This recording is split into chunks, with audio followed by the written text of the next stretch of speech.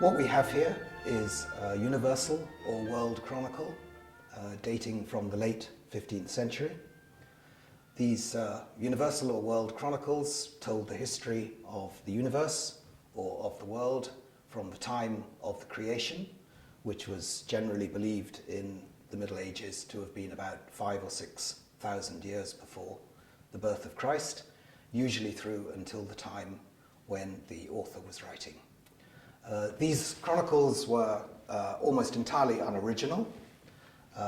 They were copied one to the other, and only at the end, when the author himself was writing, was additional material usually inserted into them. The reason why this particular chronicle is special is because it was the first world history ever to be printed. It was a world history written by a Carthusian monk. His name was Werner Rolevinck. He came from Westphalia in Germany. He was a Carthusian monk in Cologne, and it proved enormously popular. Before Rolevinck's death in 1502, 28 years after this was actually first printed, already by 1502, 30 editions of Rolevinck's chronicle had been printed.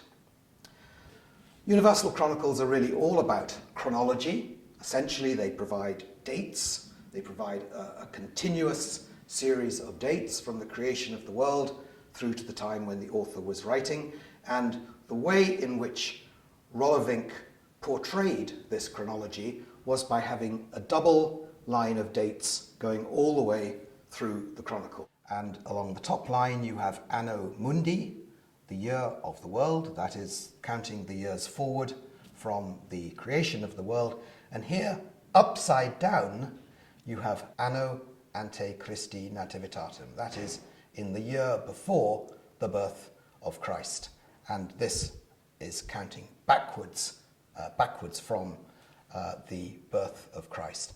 And then the way in which Rolevinck organizes his actual text around this central chronology is by giving the names of prominent figures in history, including frequently emperors and popes, Old Testament prophets, and so forth. And he gives their names in little roundels here in the text, and then a little bit of text about each of them, which is essentially the fabric of the history which he constructs.